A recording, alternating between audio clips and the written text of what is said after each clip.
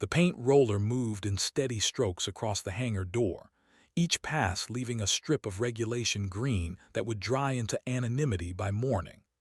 Master Sergeant Kestrel Nighthawk Voss worked alone in the pre-dawn darkness, the only sound the soft whisper of polyester against metal and the distant hum of the base's power grid. She had requested this assignment, maintenance duty, graveyard shift, away from the flight line where the F-22 Raptors sat like sleeping predators under their protective covers. 3 years since her last combat mission. 3 years since she'd touched the stick of anything more sophisticated than a paint brush. The irony wasn't lost on her. Once, she had been the ghost in the machine, the pilot whose name was whispered in briefing rooms from Kandahar to Ramstein. Now she painted hangars and checked inventory logs, invisible in a different way entirely. The transition from the cockpit to the ground had been her choice, officially. The paperwork cited career diversification and valuable experience in logistics operations. What it didn't mention was the night over the Hindu Kush when her wingman never made it home, or the way her hands still trembled sometimes when she heard the whine of jet engines spooling up. Footsteps echoed across the concrete behind her. Kestrel didn't turn around. She had learned to identify approach patterns by sound alone, and these belonged to someone accustomed to being obeyed. Heavy boots, measured pace, the faint jingle of insignia. When the footsteps stopped, she continued painting. Master Sergeant Voss. The voice carried 2 stars worth of authority. Kestrel set down her roller and turned to face Major General Patricia Covington, whose silver hair seemed to absorb what little light filtered through the hangar's high windows. The general's expression was unreadable, but her presence here at 4:30 hours suggested this wasn't a routine inspection. "Ma'am." Kestrel's salute was crisp despite the paint spatters on her utilities. "Walk with me." It wasn't a request. Covington moved toward the hangar's far end, where shadows pooled between aircraft maintenance bays. "Tell me about Operation Nightfall." Kestrel's step faltered almost imperceptibly. That mission was classified so far above her current clearance level that even acknowledging its existence could end her career. "Ma'am, I'm not sure what." 16 hours ago, we lost contact with a reconnaissance flight over the South China Sea. Covington's voice cut through the darkness like a blade. The last transmission mentioned unusual radar signatures and electronic interference patterns. Patterns that match the after-action reports from your final mission in Afghanistan. The general stopped beneath a skylight where starlight painted geometric patterns on the concrete floor. When she turned to face Kestrel, her eyes held the weight of secrets and the urgency of approaching dawn. "I need to know, Sergeant, do you still fly night missions?" The roller moved in steady strokes across the hangar door, each pass a meditation that kept Kestrel's hands busy while her mind wandered through territories she'd sworn never to revisit. The rhythm was hypnotic: dip, roll, spread, repeat. Paint the color of military regulation, covering scratches and scuff marks left by years of aircraft being towed in and out. Sometimes she wondered if this was how forgotten soldiers felt, applying fresh coats over old wounds. Her transfer to Elmendorf Air Base in Alaska had been strategic. Remote enough that her reputation couldn't follow, large enough that one more maintenance technician wouldn't draw attention. The base sat in a valley surrounded by mountains that caught clouds like cobwebs, their peaks disappearing into weather that changed hourly. It was beautiful in a way that made her chest tight. Too much sky, too much space to think. The paint can beside her feet bore the same olive drab designation as 100 others she'd emptied over the past months. Somewhere in the supply chain, a contractor had mixed pigments to exact military specifications, creating a color that would look identical whether applied in Alaska or Afghanistan. Consistency was the military's religion, and she had become one of its most faithful practitioners. Behind her, the base was beginning its daily resurrection. Kitchen lights flickered on in the dining facility. Early shift personnel moved between buildings like ghosts materializing from darkness. Soon the flight line would explode into orchestrated chaos, crew chiefs performing pre-flight inspections, pilots conducting walkarounds, the controlled violence of jet engines transforming fuel into thunder. She had once been part of that symphony. Now she listened from the outside, painting doors that would be kicked open by boots rushing to respond to scrambles she would never join. The transition hadn't been gradual. One day she was Nighthawk, terror of the Taliban and pride of the 94th Fighter Squadron. The next she was requesting transfer to broaden her skill set in base operations. The official story satisfied everyone who needed satisfying. Only her squadron commander knew the truth, and he had sealed those records with the kind of classification that made people disappear. What happened over the Tora Bora Mountains died with Lieutenant Colonel Marcus Wraith Chen, officially listed as lost to mechanical failure during a routine reconnaissance mission. Kestrel set down the roller and flexed her fingers, working circulation back into joints that had grown stiff from the repetitive motion. Somewhere above the cloud cover, satellites tracked movement patterns and communication signatures. The war never stopped. It just found new battlefields. She had been naive to think she could paint over her involvement, that civilian clothes and maintenance duties would wash the targeting systems from her muscle memory. The hangar door stretched before her, half transformed from weathered gray to fresh green. Tomorrow she would finish the job, add her initials to the completion log, and receive another assignment equally mundane. It was a good life, safe, predictable, invisible. Everything she had thought she wanted when the nightmares made sleep impossible, and the sound of her own heartbeat became indistinguishable from enemy radar pulses. General Covington's question hung in the air like smoke from a fired missile.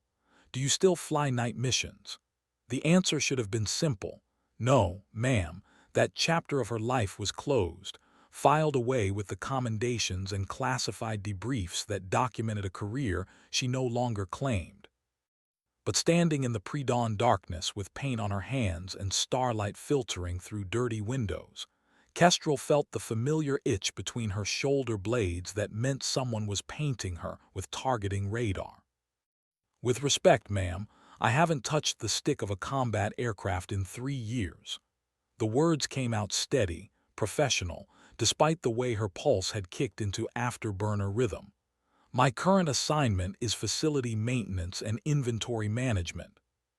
Covington's smile was thin as a contrail. That's not what I asked, Sergeant. She moved deeper into the hangar, her footsteps echoing off the curved walls. Aircraft shapes loomed in the darkness, maintenance trailers, portable tool kits, the skeletal framework of an engine hoist. I asked if you still fly night missions. The distinction mattered, and they both knew it. Night flying was different from day operations. It required a particular kind of pilot, someone who could navigate by instruments and instinct when the horizon disappeared, and the world became nothing but darkness punctuated by hostile intent. It was a skill set that didn't atrophy with disuse, like muscle memory encoded in neural pathways that remembered how to read threat displays and calculate intercept vectors, even when conscious thought insisted on forgetting. The reports from the South China Sea incident are interesting reading, Covington continued, producing a tablet from her jacket. The screen glowed electric blue in the darkness, casting harsh shadows across her face. 3 aircraft, flying in loose formation at Angels 20. Radar contact lost at 2:47 local time, last known position approximately 200 nautical miles southeast of Taiwan. Kestrel kept her expression neutral, but her mind was already working the problem. Night reconnaissance over contested waters, electronic interference, multiple aircraft. The parameters matched too many classified operations she'd flown to be coincidental. Someone was using her playbook. The interesting part, Covington said, swiping through screens of data, isn't what happened to our aircraft. It's what happened afterward. Chinese radar stations along the coast went dark for 47 minutes. Their emergency communication frequencies lit up with traffic that our signals intelligence people describe as panicked. And then this. The tablet screen filled with infrared imagery, black and white thermal signatures that looked like abstract art to untrained eyes. But Kestrel had spent hundreds of hours learning to read the heat signatures of aircraft, to distinguish between the cooling exhaust of a routine patrol and the thermal bloom of weapons systems coming online. This was taken by a commercial satellite at 3:34 local, Covington said. That bright spot in the lower right quadrant, that's the heat signature of something moving very fast at very high altitude, something that shouldn't exist according to any aircraft in our current inventory. Kestrel felt her hands start to shake and clench them into fists. The thermal imagery on Covington's tablet told a story that made Kestrel's throat tighten with recognition. She had seen signatures like that before, over the mountains of Afghanistan, where the air was thin enough to see stars in daylight and enemy forces melted into cave systems that honeycombed the landscape like a termite mound. The heat bloom was characteristic of something moving faster than physics should allow, powered by technologies that existed in the spaces between official acknowledgement and operational necessity. "What's your assessment, Sergeant?" Covington's voice carried the weight of a test she hadn't known she was taking. Kestrel studied the imagery with the methodical attention she had once applied to target identification. The thermal signature was moving southeast at what appeared to be hypersonic velocity, leaving a contrail of superheated air that would dissipate within minutes. No known aircraft in the American inventory could generate that kind of heat profile while maintaining controlled flight, which meant either someone had achieved a breakthrough in propulsion technology, or they were looking at something that had never officially existed. Based on the thermal characteristics and trajectory, I'd say you're looking at the exhaust signature of an experimental aircraft operating outside normal performance parameters, she said carefully. The heat bloom suggests an engine system running significantly hotter than conventional propulsion would allow. And the timing, 3 hours after our reconnaissance flight disappeared. The question hung between them like a proximity warning. Kestrel could feel the weight of classification levels she no longer held, secrets that had been branded into her memory during briefings conducted in rooms that didn't appear on any base schematic. The official story was always simple: routine mission, mechanical failure, no survivors. The unofficial story lived in the spaces between words, in the files that required presidential authorization to access. "In my experience," Kestrel said, choosing each word like ammunition, timing like that suggests either coincidence or causation. "Given the location and the electronic interference patterns you mentioned, I'd lean toward causation." Covington nodded and swiped to another screen. This one showed a map of the Western Pacific with overlaid flight tracks, blue lines for known friendly aircraft, red for confirmed hostile, and a single yellow track that appeared and disappeared like a ghost signal. The yellow track originated somewhere over the disputed islands of the South China Sea and terminated abruptly at the edge of the satellite's coverage area. This yellow track was compiled from radar stations across 3 different countries, Covington said. None of them got a solid lock, just brief contacts that appeared and vanished faster than their computers could process. The flight characteristics don't match anything in our threat database. Kestrel traced the yellow line with her eyes, noting the way it curved around known surface-to-air missile sites and avoided commercial shipping lanes. Whoever was flying that aircraft knew the terrain, understood the political boundaries and electronic order of battle well enough to thread between them like a needle through silk. It was the kind of flying that required not just skill, but intimate knowledge of enemy capabilities and response patterns. "Have you considered the possibility that it's one of ours?" she asked. "That's exactly what I'm afraid of." Covington's response came without hesitation, confirming what Kestrel had suspected since the moment the general had appeared in her hangar. This wasn't about enemy aircraft or technological breakthroughs. This was about ghosts coming home to roost, about operations that had been buried so deep that their resurrection threatened to expose capabilities the United States preferred to keep theoretical. The paint on her hands felt suddenly heavy, like evidence of a crime she hadn't known she was committing. 3 years of trying to disappear, of convincing herself that maintenance duty and inventory logs could somehow balance the scales of what she had done in the name of national security. 3 years of believing that the nightmares would fade if she just stayed far enough away from anything that flew. "Ma'am," she said, her voice steady despite the way her pulse hammered against her temples, "I think you already know who was flying that aircraft." Covington closed the tablet and slipped it back into her jacket. When she looked up, her expression had shifted from interrogation to something approaching sympathy. "The question isn't who, Sergeant. The question is whether they're coming home, or whether someone else learned how to fly like you." The general's words hit like a surface-to-air missile, tracking true to a target Kestrel had thought was hidden beyond detection range. She felt her carefully constructed anonymity peeling away like radar-absorbent coating under stress, revealing the bright metal of her true nature beneath. Someone else learned how to fly like you. The implication was clear. Her techniques, her innovations, the methods she had developed for operating in denied airspace had been compromised, copied, weaponized by actors unknown. "With respect, ma'am, I don't know what you're talking about." The denial came automatically, ingrained by years of security briefings and compartmentalized operations. But even as she spoke, Kestrel's mind was racing through the implications. Her final mission over Afghanistan had been more than a reconnaissance flight. It had been a proof of concept, a demonstration of capabilities that pushed the boundaries between experimental and operational. Covington stepped closer, her boots scraping against concrete dusted with paint flecks. "Operation Nightfall wasn't just about intelligence gathering, was it?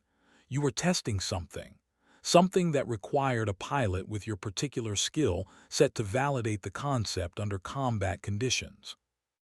The hangar seemed to contract around them, shadows deepening as if responding to the weight of classified material being dragged into the light. Kestrel could smell the familiar cocktail of jet fuel and hydraulic fluid that permeated every Air Force facility, a scent that had once meant home and now felt like an accusation. "The aircraft you flew that night," Covington continued, "officially it never existed. The technology, the performance characteristics, the stealth capabilities, all theoretical research that never progressed beyond computer modeling. Except you flew it. You took an experimental platform into hostile territory and demonstrated that American air power had evolved beyond anything our enemies could comprehend." Kestrel's hands moved to her pockets, finding the small piece of metal she always carried, a fragment of shrapnel from Wraith Chen's aircraft, recovered from the crash site and smuggled home in defiance of regulations. The metal was warm from her body heat, smooth from 3 years of unconscious handling. It had become a talisman, a reminder of the price of pushing technology beyond its tested limits. "And now," Covington said, "someone is flying aircraft with identical performance characteristics in one of the most strategically sensitive regions on the planet. Which means either we have unauthorized operations being conducted by American personnel, or our most classified capabilities have been compromised by hostile actors." The paint roller lay forgotten on the concrete, its foam surface slowly congealing with the olive-drab paint that would never quite match the color of decisions made in the gray spaces between authorized and necessary. Kestrel stared at it, remembering how simple her life had become since she'd last made choices that mattered. Paint doors, check inventory, file reports, sleep without dreaming of aircraft that moved like physics was merely a suggestion. "What do you need from me?" The question escaped before she could stop it, and she realized that some part of her had been waiting 3 years for this conversation. Covington smiled, but there was no warmth in it. "I need you to remember how to be Nighthawk." The nickname landed like ordnance on target, precisely placed to maximize effect.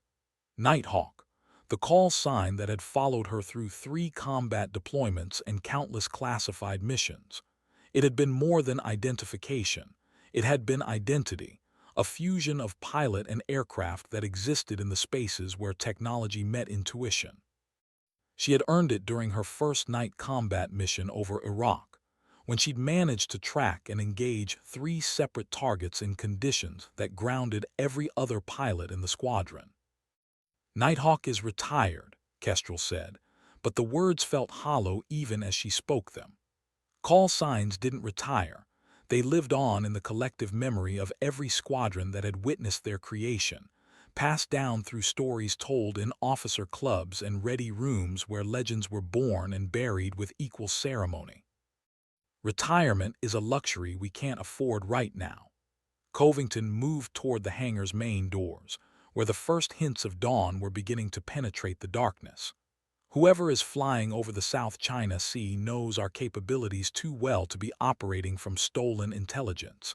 They understand the nuances of the technology, the subtle applications that can only come from hands-on experience." The implication was unmistakable. Either Kestrel herself was conducting unauthorized operations, a possibility so absurd it didn't warrant consideration, or someone with access to her knowledge and techniques had gone rogue. The list of people who fit that description was short enough to count on one hand, and most of them were dead. "There's something else," Covington said, producing her tablet again. "The Chinese aren't the only ones tracking these mystery flights. 3 days ago, Russian satellites detected similar thermal signatures over the Aleutian Islands. The trajectory analysis suggests an aircraft capable of sustained hypersonic flight at altitudes exceeding 80,000 feet." Kestrel felt the familiar sensation of pieces clicking into place, the moment when scattered intelligence coalesced into recognizable patterns. The Aleutians were a natural corridor for aircraft transiting between Asian and North American airspace, a route that took advantage of sparse radar coverage and minimal commercial traffic. If someone was operating experimental aircraft in that region, they were either testing capabilities or preparing for operations that required absolute secrecy. "And yesterday," Covington continued, "we lost contact with a weather monitoring station on Shemya Island. Officially, it was equipment failure due to a storm system. Unofficially, the last transmission mentioned unusual electromagnetic interference and what the technician described as aircraft noise that didn't sound right." The tablet screen showed a satellite image of Shemya, a desolate spit of rock at the western end of the Aleutian chain, so remote that it had been used as a nuclear test site during the Cold War. The weather station was a small cluster of buildings and antenna arrays, the kind of facility that could disappear for weeks without anyone noticing. Perfect for someone who needed a forward operating base without official oversight. "How many people knew the technical specifications of the aircraft I flew on Operation Nightfall?" Kestrel asked. "Including you? 7. Covington's response was immediate, suggesting she had already conducted the same threat assessment. 3 are dead. 2 are in positions that make unauthorized operations logistically impossible. That leaves you and 1 other. She didn't need to ask who the other was. Marcus Chen had been more than her wingman. He had been the only other pilot qualified to operate the experimental platform, the only person who understood the aircraft's capabilities well enough to push its performance beyond safe parameters. His death over the Hindu Kush had closed the program and buried its secrets under classification levels that made presidential assassination plans look like public information. Except Marcus hadn't died in the mountains of Afghanistan. He had died when his experimental aircraft disintegrated during an unauthorized flight test, pushed beyond its structural limits by a pilot who understood its capabilities too well to respect its limitations. The official story listed him as killed in action during a routine reconnaissance mission. The unofficial story died with the project officer who had written the real after-action report. Now someone was flying aircraft with identical performance characteristics, operating from bases that didn't officially exist, conducting missions that pushed the boundaries between intelligence gathering and acts of war. And the only person alive who could identify the aircraft's true capabilities was painting hangar doors on a base so remote that it might as well have been on the dark side of the moon. Kestrel looked down at her hands, noting the way paint had accumulated under her fingernails and in the creases of her palms. 3 years of manual labor, of trying to scrub away the memory of controls that responded to thought as much as touch. 3 years of convincing herself that she could disappear into the anonymous masses of maintenance personnel who kept the Air Force running, while others claimed the glory of flight. "When do we leave?" she asked.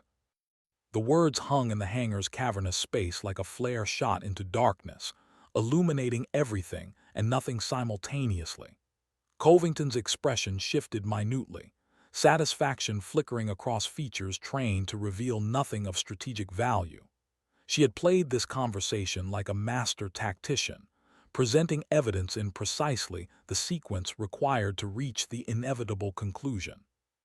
"We don't," Covington said. "You do. This mission requires complete deniability. No official orders, no paper trail, no acknowledgement of Air Force involvement if things go sideways. You'll be operating under civilian cover with equipment and support provided through channels that don't officially exist." Kestrel felt her stomach drop like an aircraft entering an uncontrolled dive. Black operations were nothing new in her experience, but they had always carried the implicit backing of official authority. Someone in the Pentagon or CIA had signed off on the risk, accepting responsibility for consequences that might never become public knowledge. This sounded different, more personal, more desperate. "What's the mission objective?" she asked, falling back on the familiar structure of military briefings. Clear objectives, defined parameters, explicit rules of engagement. Even in the darkest operations, there were protocols that provided the illusion of control. "Find out who's flying those aircraft," Covington said. "Determine whether they represent a threat to national security, and if so, neutralize them." The tablet appeared again, this time displaying what looked like commercial airline tickets and civilian identification documents. "Your cover identity is Dr. Kestrel Voss, civilian contractor specializing in atmospheric research. You're traveling to Anchorage to investigate unusual weather patterns in the Aleutian region." The false identity was plausible. Her real background included enough science training to support the cover story, and the Aleutians generated enough unusual weather to justify almost any kind of research expedition. But Kestrel recognized the deeper implications. If she was traveling under civilian cover, any foreign government that detained her would treat her as a spy rather than a prisoner of war. No Geneva Convention protections, no diplomatic immunity, no rescue missions if things went wrong. "And if I refuse?" The question came out before she could stop it, though they both knew the answer. "Then in approximately 72 hours, the President will receive a briefing about mystery aircraft operating in American airspace with capabilities that match our most classified programs." Covington's voice carried the weight of inevitability. "The political pressure for a response will be enormous. Most likely outcome is a full-scale military investigation that exposes capabilities we've spent decades developing in secret." The trap was elegant in its simplicity. Kestrel could maintain her anonymity and watch from the sidelines as her life's work became front-page news, or she could step back into the darkness and handle the problem quietly. Either way, her carefully constructed isolation was ending. She looked around the hangar one last time, taking inventory of the life she was about to abandon. Paint cans and brushes, maintenance schedules and inventory reports, the comfortable routine of work that began and ended without life-or-death consequences. It had been a good 3 years, quiet, predictable, safe. But standing in the pre-dawn darkness with a general who knew secrets that could topple governments, Kestrel realized she had been living in borrowed time. "When do I leave?" she asked. Covington smiled, and this time there was genuine warmth in the expression. "Your flight to Anchorage departs at 800. Equipment and additional briefing materials will be waiting for you at the airport." She handed over the tablet, which had transformed into a boarding pass and confirmation details. Dr. Voss, I believe your research expedition is about to become very interesting.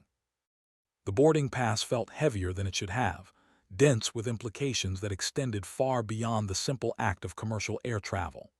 Kestrel studied the details: seat assignment, departure gate, the prosaic machinery of civilian transportation that would carry her back into a world where aircraft moved like ghosts and pilots disappeared into legends. Her hands were steady as she held the device, muscle memory already beginning the transition from maintenance technician to operational pilot. "One more thing," Covington said, producing a small metal case from her jacket. "You'll need this." The case opened to reveal a device that looked like a modified smartphone, its surface covered with controls and displays that had no civilian equivalent. Encrypted satellite communication, classified frequency scanner, emergency beacon, the usual toys for atmospheric research. Kestrel accepted the device and immediately felt the familiar weight of operational equipment designed to function in environments where failure meant death. The interface was intuitive despite its complexity, designed by people who understood that combat operations left no time for consulting user manuals. Just holding it made her feel more like herself than she had in 3 years. "The beacon has one special feature," Covington continued. "Double-tap the emergency activation and it will transmit a location signal on a frequency that officially doesn't exist. Someone will come for you eventually. Probably." The qualifying adverb carried enough uncertainty to make Kestrel's pulse spike. Probably was the difference between a calculated risk and a suicide mission, the space where operational planning met the chaotic reality of combat in denied territory. She had operated in that space before, but always with the assumption that her government would move heaven and earth to bring her home. "Who's running oversight on this operation?" she asked. "You are." Covington's response was immediate and final. "No handlers, no check-in schedules, no predetermined abort criteria. You have complete autonomy to pursue the mission as you see fit, up to and including the use of lethal force if necessary." The phrase hung between them like ordnance armed and ready for deployment. Lethal force authorization was rarely granted to individual operators, and never without extensive oversight and predetermined engagement criteria. What Covington was describing sounded less like a military operation and more like a hunting license. "Ma'am," Kestrel said carefully, "what aren't you telling me?" The general's expression shifted, vulnerability flickering across features trained to project authority. For a moment, she looked less like a flag officer and more like someone carrying the weight of decisions that would never appear in official histories. 3 weeks ago, the Chinese government filed a formal protest through diplomatic channels, Covington said. They claim American aircraft violated their territorial airspace and conducted aggressive reconnaissance of military installations. The protest included detailed descriptions of aircraft performance characteristics that matched the experimental platform you flew during Operation Nightfall. The implications hit like a guided missile finding its target. If the Chinese had specific technical details about classified American aircraft, either they had achieved unprecedented penetration of Air Force security systems, or someone with direct operational experience was providing intelligence to hostile actors. The list of people with that level of access was short enough to memorize. "They know too much," Kestrel said. "They know everything." Covington's confirmation carried the weight of strategic nightmare made manifest. Flight characteristics, performance parameters, even the specific electromagnetic signature patterns that allow the aircraft to defeat radar detection. Someone is either selling our most classified secrets, or they're using stolen American technology to conduct operations that could trigger the next World War. Kestrel felt the familiar sensation of pieces clicking into place, intelligence fragments coalescing into threat assessments that demanded immediate action. If hostile actors had obtained American experimental aircraft, either through theft, defection, or unauthorized sale, The strategic implications extended far beyond simple technology transfer. They were looking at the potential for false flag operations, attacks conducted with American signatures that could justify retaliation against targets the United States had never intended to threaten. And you think Marcus is alive? It wasn't a question. The logic was inescapable once all the variables were assembled. Chen had the knowledge, the access, and the motivation to either steal the technology or recreate it for unauthorized use. His death over Afghanistan had never been satisfactorily explained. The wreckage recovered under circumstances that made positive identification impossible. "I think," Covington said, "that you're about to find out." The runway stretched ahead like a ribbon of possibility and danger, its surface marked with the geometric precision that guided aircraft from ground to sky and back again. Kestrel stood at the passenger terminal window, watching commercial aircraft taxi toward departure gates with the methodical efficiency of civilian air travel. In 6 hours, she would be in Anchorage, beginning a mission that existed in the spaces between official acknowledgement and operational necessity. Her duffel bag contained the sparse belongings of Dr. Kestrel Voss, atmospheric researcher, civilian clothing, scientific equipment, documentation that would survive cursory inspection by anyone without security clearance to dig deeper. Hidden in false compartments were items that had no civilian equivalent. Encrypted communication devices, navigation equipment calibrated for coordinates that didn't appear on standard charts, identification documents that would open doors in facilities that officially didn't exist. The transformation had taken 3 hours and felt like stepping backward through time. In the base's secure processing facility, she had traded maintenance utilities for civilian clothing, exchanged her military identification for documents that established her academic credentials and research authorization. The process was familiar from previous operations, but this time felt different, more permanent, as if she were shedding not just identity, but the last pretense of normal life. "Dr. Voss." The voice belonged to a young airman carrying a clipboard and the expression of someone handling material above his security clearance. "Your transportation to the commercial terminal is ready." The ride to Anchorage International Airport passed in silence, the staff car's windows tinted dark enough to obscure her face from casual observation. As they drove through the base's security checkpoints, Kestrel felt the familiar weight of transition, the moment when she stopped being Master Sergeant Voss, maintenance technician, and became someone whose existence would be denied by anyone with the authority to confirm it. The driver deposited her at the commercial terminal's departure entrance, just another passenger beginning a routine journey. But as Kestrel walked through the sliding glass doors into the controlled chaos of civilian air travel, she could feel the weight of surveillance, cameras tracking her movement, algorithms analyzing her behavior patterns, systems designed to identify anomalies in the vast stream of human transportation. Somewhere in the digital infrastructure that managed modern travel, her presence was being noted and evaluated by people who specialized in finding patterns where none should exist. Her boarding pass scanned with the cheerful beep of legitimate documentation, and she moved through security with the practiced ease of someone accustomed to travel. The TSA agents showed no special interest in her atmospheric research equipment, accepting her civilian credentials and scientific instruments as routine cargo. But Kestrel noticed the subtle signs of additional screening, the slightly longer examination of her identification, the careful palpation of her luggage, the way supervisors appeared and disappeared just outside her peripheral vision. She was being watched, but not by airport security. Someone else was interested in Dr. Kestrel Voss's journey to Alaska, someone with the resources and authority to monitor commercial air travel without leaving obvious traces. The realization should have been concerning, but instead it felt almost comforting, confirmation that she was moving through systems that understood the stakes involved.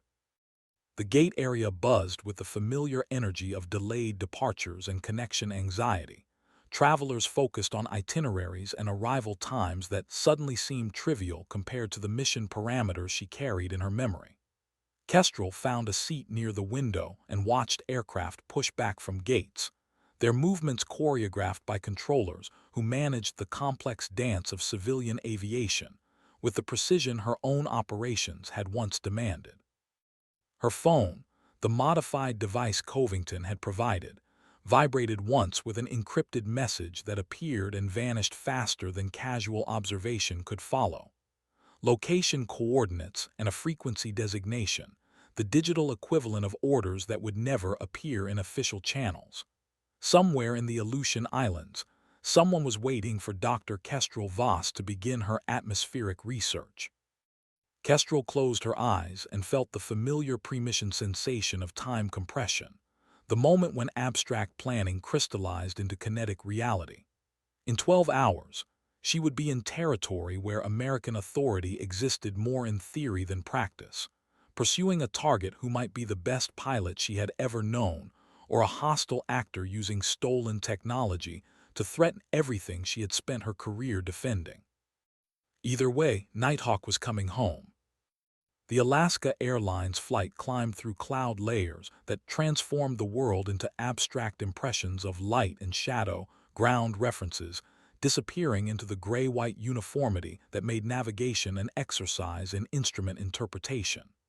Kestrel occupied seat 23A, choosing a window position that offered visual contact with the aircraft's engine and wing surfaces. Old habits from combat deployments, when situational awareness meant the difference between landing safely and becoming a memorial plaque in some squadron hallway. The passenger manifest showed 127 souls aboard, a mix of business travelers, tourists heading for Alaska's summer season, and a scattering of technical personnel whose nondescript appearance suggested they worked in industries that preferred anonymity. Kestrel had identified at least 3 potential intelligence operatives during the boarding process, their behavior patterns slightly too alert for civilian travel. Whether they were American assets providing overwatch or foreign intelligence, tracking her movements remained unclear. Dr. Voss's laptop contained atmospheric research data that would satisfy casual inspection, while hiding communication protocols and navigation software calibrated for operations in denied territory. The deception was layered deeply enough to survive anything short of forensic analysis, but the existence of hidden capabilities made the device itself a security risk. If she were captured or killed, the laptop's contents could expose operational methods and signal routes that protected other assets operating in the Pacific Theater. The flight attendant's announcement about beginning descent into Anchorage interrupted her review of operational parameters. Below, Alaska's coastline emerged from cloud cover like a geographic revelation, mountains and forests and waterways that stretched beyond the horizon in every direction. The scale was humbling in a way that made her chest tight with recognition. This was the kind of terrain where aircraft could disappear for weeks without anyone knowing they were missing, where the line between civilization and wilderness was measured in fuel capacity rather than miles. Ted Stevens Anchorage International Airport materialized through the passenger window as a geometric arrangement of runways and buildings carved from the landscape like a surgical incision. The facility served as a critical waypoint for cargo operations crossing the Pacific, its location making it a natural transit point for traffic that preferred to avoid more heavily monitored airspace. Perfect cover for operations that required plausible civilian rationale. Baggage claim moved with the efficient chaos of a major transportation hub, passengers collecting possessions while ground crews prepared aircraft for the next leg of their endless circulation. Kestrel retrieved her duffel bag and atmospheric research equipment, noting the way certain individuals maintained visual contact despite appearing focused on their own travel arrangements. Professional surveillance was an art form that required balancing visibility with invisibility, being present enough to maintain contact while avoiding patterns that might alert the target. The rental car counter processed her reservation with the cheerful efficiency of civilian commerce. "Doctor,"